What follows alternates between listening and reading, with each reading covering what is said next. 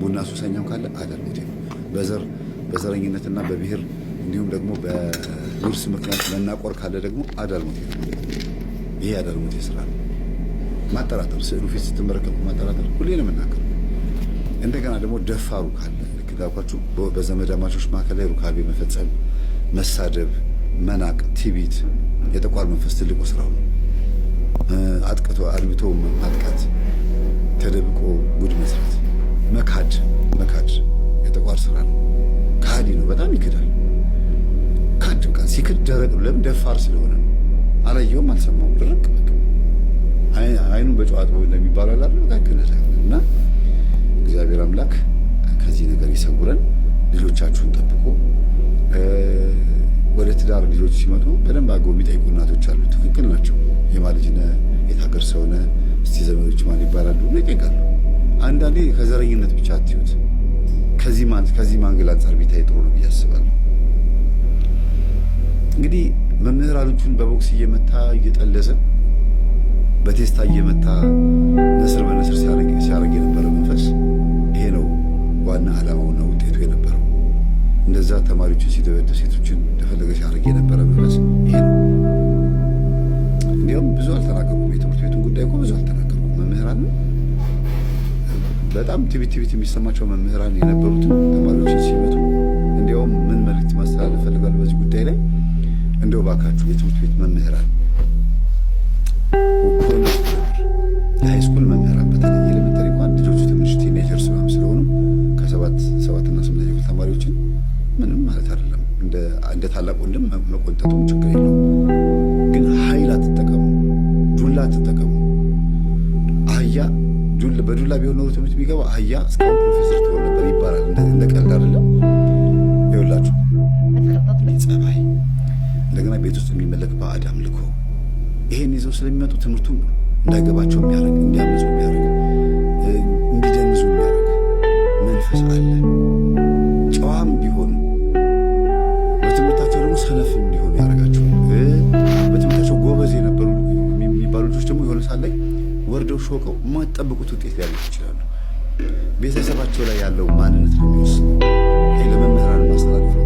ለኤሌመንተሪ የሰባተኛ ክፍልና ስምንተኛ ክፍል ተማሪዎች አጠቃላይ በተለይ ሃይስኩል እና ልጆቹ ተረዷቸው። ኃይለኛ የሆነ ክፍል ውስጥ ሲጋራ ይዞ ብታገኝ ናስቲ በጠርተ ምንድን ነው ነገር የሆነው? እስቲ ግድ የለ እናውራ።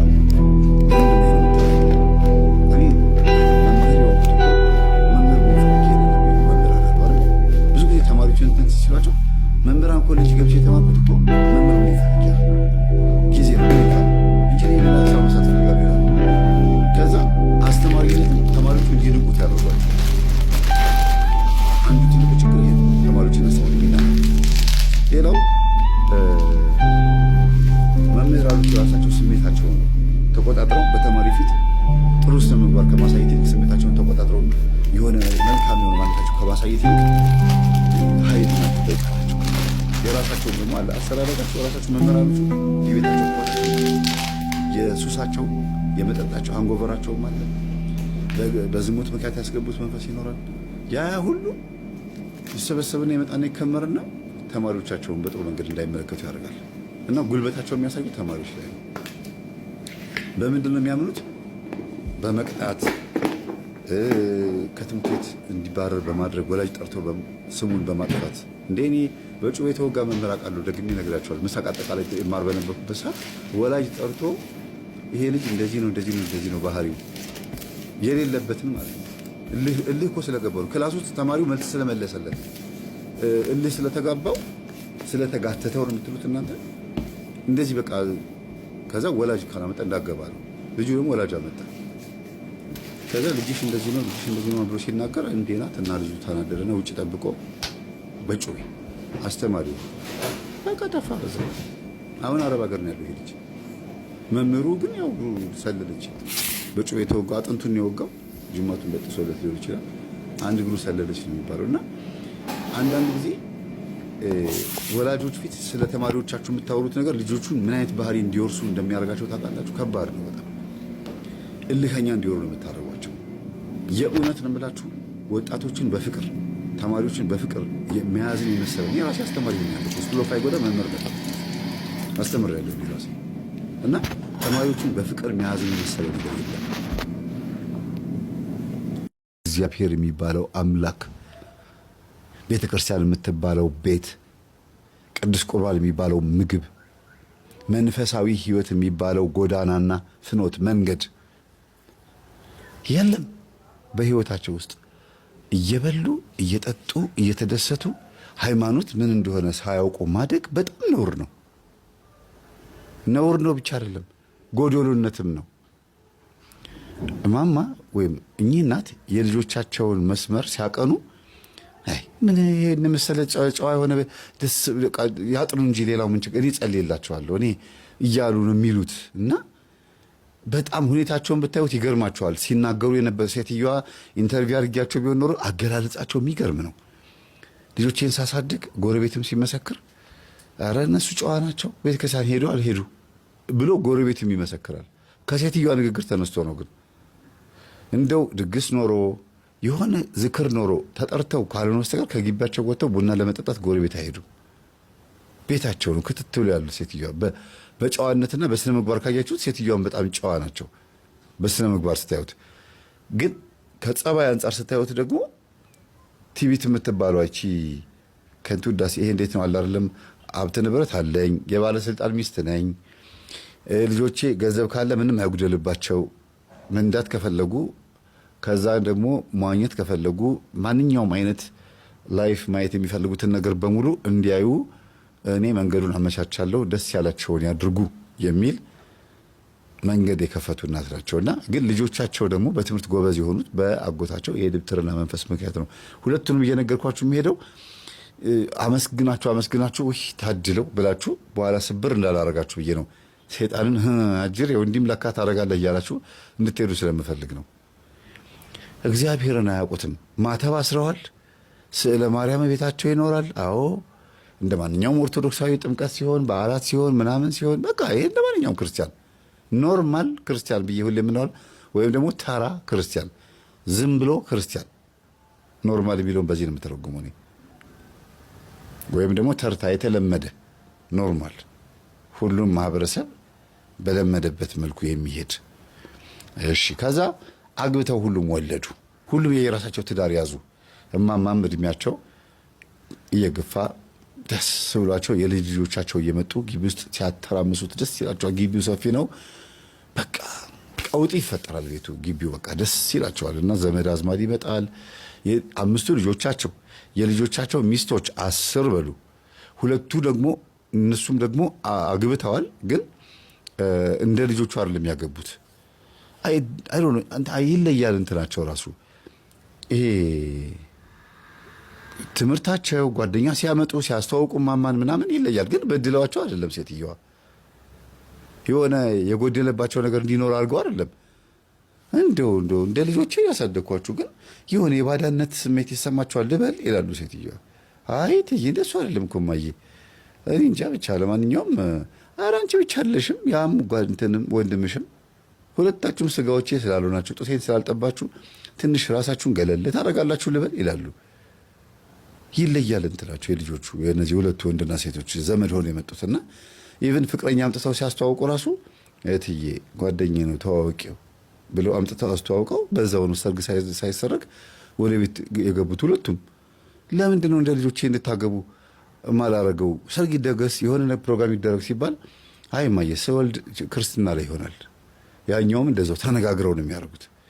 ግን የእውነት እመናችሁ ጠይቂያቸዋለሁ ራሳቸውን ምንም የጎደለብን ነገር የለም ብለዋል።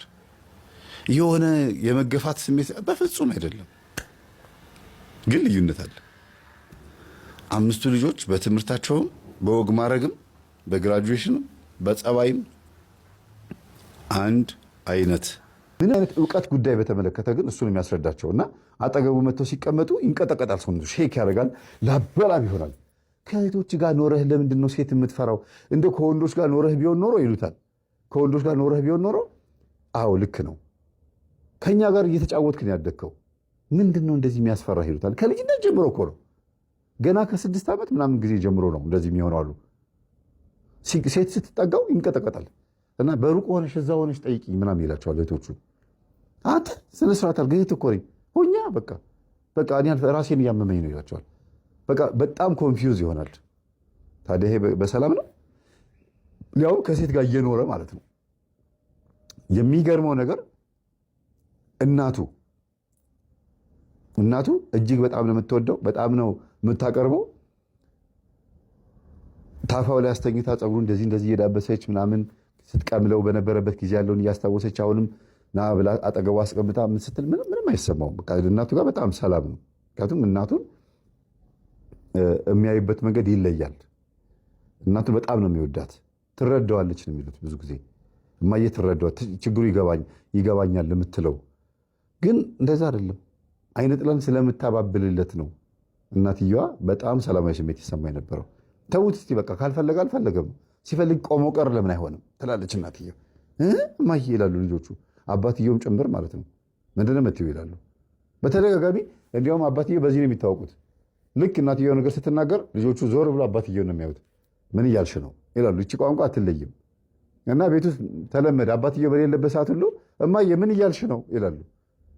ይህን ቋንቋ እስቲ ያስቡት። ምን እያልክ ነው? ያስቃላል ነገሩን ስታስቡት። የሆነ አንድ ሰው የሆነ ነገር ሲናገራችሁ ምን እያልክ ነው?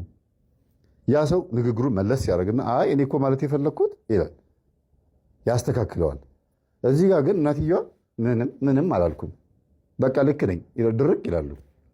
አይ ይሄ ልጅ በቃ ሲያድግ ወግ ማድረጌን አላይም፣ እኔ ወንድ ወለድኩ አልልም ይላሉ አባትየው እሱ ፊት። ተናዶ ምናምን መኝታ ክፍሉ ይገባል፣ ያለቅሳል፣ በጣም ያለቅሳል። ይሄን እንደ አንድ ያዙልኝ እሺ፣ እንደ አንድ ጠቅለል አድርጋችሁ በቃ ይሄንን በአይነ ህሊናችሁ ሳሉልኝ። ቤት ውስጥ እናንተ ቤት ውስጥ ያሆነ ወንድ ልጅ ቢኖር ብላችሁ አስቡና እንደዛ ያዙት።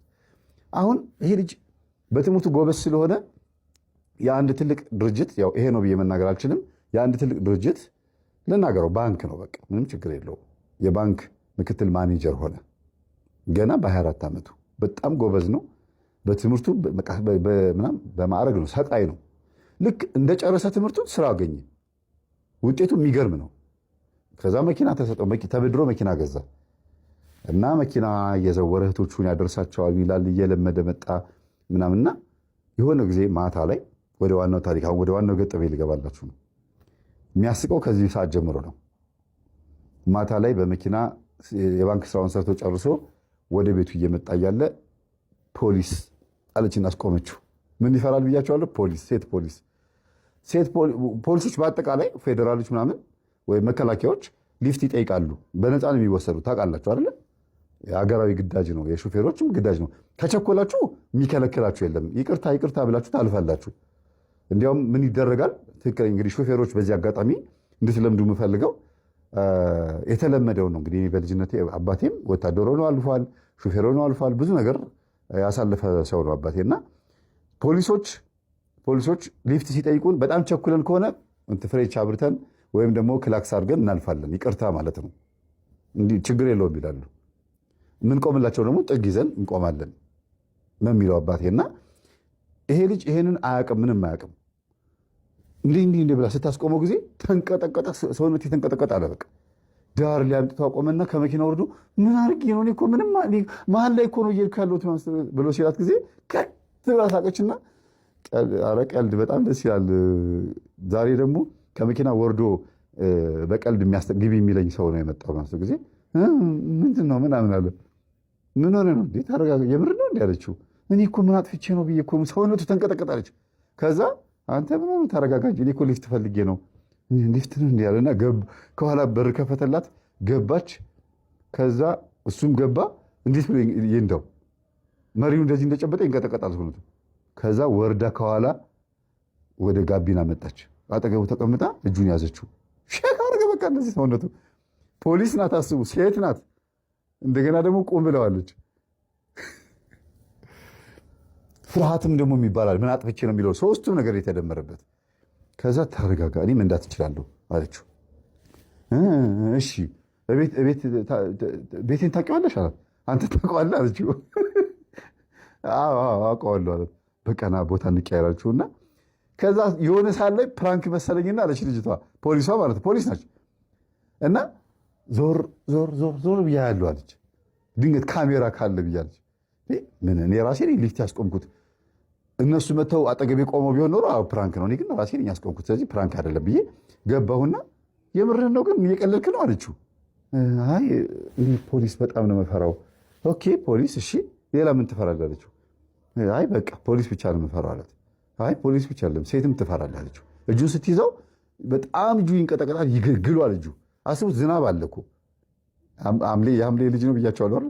ዝናብ አለ እና ችግር የለውም አይዞህ ተረጋ፣ ሁለተኛ እኔም እንደዚህ ሊፍት ምናምን መጠየቅ ጠነቀቃለሁ፣ ለማንኛውም ቤት ላድርስህ አለች እና መንዳት ትችላለች።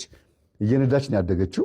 ያው የጎረቤት የሰፈር ውስጥ ስታድግ እንደዛ ነው መንዳት ትችላለች። እና ፖሊስ ግን መኪና የለውም። አጋጣሚ ሆኖ ደሞዛቸው ለዛ የሚያበቃ አይደለም። አጋጣሚ ፖሊስ ሆኖ መኪና ካለው መስሪያ ቤት ውስጥ የሚሰሩ ቢሮ ውስጥ የሚሰሩ ከሆኑ ነው እንጂ መንገድ ላይ የሚሰሩ የሚጠብቁ ምናምን ብዙም አይጠበቅም።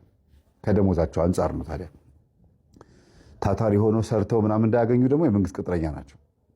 ውርስ ከሆነ ምናልባት ሊያገኙ ይችላሉ። ውርስ ካለ ደግሞ ገንዘብ መኪና ካላቸው ደግሞ ፖሊስ አይቀጠሩም፣ አይገቡም ብዬ አስባለሁ። ወደ ዋናው ታሪክ ስንገባ እየነዳች እሺ ታዲያ ማነው ስም ስትለው እያለ ስሙን ነገራት። ከዛ እኔ ደግሞ እገሌ ይባላለሁ ብላ ማዕረጓንም ነገረችው። ከዛ እያወራችሁ አይዞህ አትፍራ፣ ሴት ትፈራላችሁ? አዎ ቤት ውስጥ ሴት የለም ከወንዶች ጋር ያደገው? ኧረ እንዳለ ሴቶች ናቸው፣ እኔ ብቻ ነኝ ወንድ አላት። እንዴት እንደዚህ ሊሆን ቻለ? በጣም በቃ አጽናናችሁ፣ ለማሳቅ ሞከረች። ብርድ ነው በዛ ላይ ደግሞ አይዞህ ምናምን ብላ እዛው በተቀመጠችበት አቀፈችው እና ምንም አትፍራ፣ ሴት ማለት እህትህ ናት፣ እናትህ ናት፣ አክስትህ ናት፣ ጓደኛህ ናት። ነገ ከነገ ወዲያ እኮ ታገባለህ። ምንድነው ስራችሁ? ምክትል የባንክ ማኔጀር ነኝ አለ። አንተ አዎ እንዴት ነው ዩኒቨርሲቲ ተምራለህ አላችሁ? አዎ እንጃ ብቻ እኔ እንዴት ተማርክ ስትለው ጊዜ እንደዚህ ነው በቃ የተማርኩት፣ ሴት ጋር ላለመቀመጥ ጥረት እያደረኩ እየተሳቀምብኝ ያደግኩት አላት። አይዞህ በቃ እኔ አስለምድሃለሁ፣ ስልክ እንለዋወጥ፣ ችግር የለም አትፍራሽ አለችው። ስልክ እሺ ይሻለና ስልክ ሰጣት። በእርግጥ ግን እንዳትደውይ አላት። እንዴ ስልክ ቁጥር ሰጠኝ እኮ ስትለው ጊዜ ሰጠውሽ እንዴ ብሎ ደግሞ ዝም ይላል። እንዴ አንበሳ እኮ በህልሙ ራሱ እንደ አንበሳ ነው የምመጣበት። በህልሙ ራሱ እንደ አንበሳ ነው የምመጣበት። አንበሳ ነው እንዴ? በደንብ ነው። እንዴት እያልኩ እሱን አይነገርም። በህልም አንበሳ፣ ጊንጥ፣ ውሻ፣ ነብር፣ የሚዋጋ ቀንድ ያለው ከብት ወይም ፈረስ፣ ሌላ አስፈሪ ነገሮችን ለመምሰል የሚሞክሩ ዛሮች ናቸው። ምን ልታዘዝ? ምን አረከው ነው ያልኩት? አሰቃየሁት። ምን አርገ? እሱን መስዬ ቁጭ ብዬ ነው። በባህሪ ላይ ሁሉ በቃ እሱ ነው እንጂ ማንም አያውቅም። አጋጨዋለሁ፣ አጣለዋለሁ፣ እሺ ተለያየዋለሁ ከሰው ጋር ሁሉ በቃ ከባለቤቱ ተለያየዋለሁ። በቃ የለም ተለያየሁት። በቃ አብረን የተወለድከው? አዎ ከእናት አባቱን ገድያለሁ። ቤተሰቡን ጨርሻለሁ። ጨርሳ በአባቱ በኩል ገድያቸዋለሁ። እንደውም ንገር ተመሳሳይ ሞት ኢትዮጵያ ውስጥ የሚሞት ብዙ ነው። እሱ ነው የቀረው። አንዳንዱ በስቅላት የሆነና አያቱ በስቅላት ከሞተ የልጅ ልጁም በስቅላት ወይም በዛው መልክ አባትየውም ወይም ሚስቱ እያሯሯጠ ምን እያለ በተለያየ ትናንሽ ጠቦች ወይም በተለያየ ብስጭቶች ችግሮችን ይፈጥራል ማለት ነው። እንዲህ ነው እንትኑ የጥፋት ስጋቱና ስልቱ በጣም የተወሳሰበ ነው። በመኪና ከሆነ በገደል ከሆነ በተመሳሳይ ሞት ይሞታል። በውሃ ከሆነ በእንቅፋት ከሆነ ተመሳሳይ የሆነ ሞት ቤተሰቡ ይሞታል። ያ ማለት መዝገቡ የግድያ የመዝገብ ስልቱ በመናፍስት የተለመደ ግብር ስለሆነ ነው። አይረሳም። አያትን ካጠፋ ልጅን ቆይቶ በዛው አይነት ሞት ያጠፋል።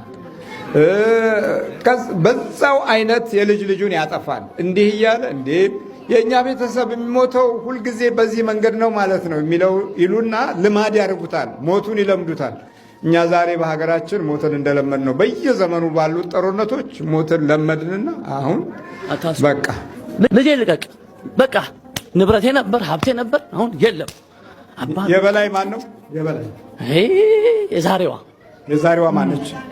ያው ሁሌ እሷን ያላታል እንዴ አመለጠ ባህሪውን በምንድን ነበረ ልታበላሽ ፈለግ? በሽታ ታደርገዋለሁ ከሰው ጋር በቃ አስማማም በቃ አውቄ ምን ሆኜ ነው ይላል ሄዶ እሷ ጋር ምን እሱ ሀገራችን ህዝብ ውስጥ ምን ተስማምን በቃ ታዲያ ስራዬ ነዋ። በቃ አሁን በግል የሚጀምረው የጠብ መንፈስ እስከ ሀገር ድረስ ደርሶ አሁን ይሄ ነው ውጤቱ። እንዲህ ነው። ጥላችን ክፉ ጥላ ነው። ክፉ ጥላ፣ የተረገመ ጥላ፣ የወደቀ ጥላ፣ ጥላችን የጥፋት ጥላ፣ የጭንቀት የአበሳ ጥላ፣ የችግር ጥላ ጥላችን። ይሄ እያለ የሚወለዱ ልጆች ምን ሊሆኑ ይችላሉ? ምን ታደርጋቸዋሉ? እሱ እያለ የሚወለዱ የእሱን አልያዝኩትም። በዛ ጠቅ አድርጎ ጠቅ አረገ። ምንድነው ጠቅ? ጠቅ ያረገ እዚህ ጠቅ ምንድነው ጠቅ? ጠቅ ጠቅ ጠቅዋ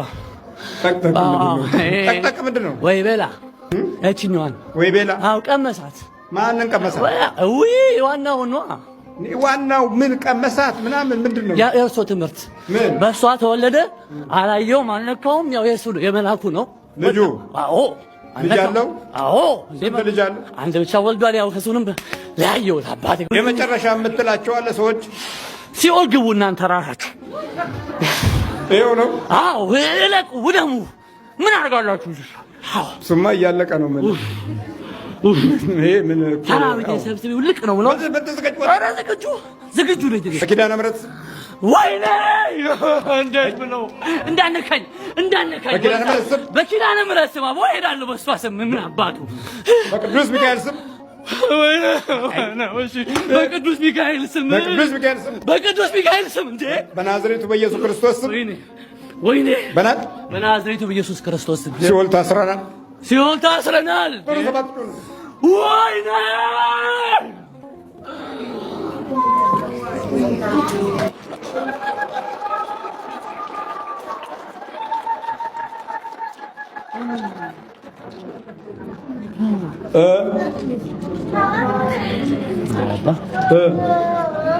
ምን ይባላል? ምን ይባላል? ዝም ነው። እግዚአብሔር ይመስገን። ትግሉ እንዴት ነው? ቃል በላይ ነው። የሚያውቀው የቀመሰው ነው። አባ የሚያውቀው የቀመሰ ነው። ያው በተረፈው እግዚአብሔር ይመስገን። በቃ ያልቀመሰው አያውቀውም። ያው የተነካ ነው የሚያውቀው ብቻ። ከውጊያው ከትግለው አንጻር እንደው ዝም ብለው ነው የሚጮሁት ስለሚሉት ምን ትላለህ? ዝም ብለህ ነው የጮህከው? እንግዲህ በህይወቴ ያለውን ፈተና እኔ ነኝ የማውቀው። እንግዲህ ወድጄ አይደለም የጮህኩት። ያው ለዚህም የበቃው እንግዲህ ብዙ ትግል አለው አባ። እንግዲህ አናቅም እንደምን እግዚአብሔር ይማረን ብቻ። ጸጉሩን ይሄን በደንብ አስተካክለህ ይሄ ሉሲፈሮች ናቸው እኮ አሁን ምን ምልክት የሰጡን። እሺ የድሮ ጉትዬ ቁንጮ አገራዊ ባህል ነበረች። አሁን የሉሲፈሮቹ እንዲህ እየቋጠሩ እየጎነጎኑ ምናምን፣ ያ ደግሞ በኳስ ላይ በዚህ በኳስ ላይ የሚያሳዩት ለትውልዱ የሚበላበትን ምልክት ነው። እንዴት የመንፈሱ አባሎችና ወይ መናፍስቱ እንዴት ጭንቅላቱን እንደተቆጣጠሩት ማሳያ ነው። ይሄ ቋጠሮ ውስጥ ባዶ ነው፣ ግን ከላይ ጸጉር ይበዛል። በልበርታ ቀለለኝ መሻት አድርግልኝ። አዎ ቀለለኝ።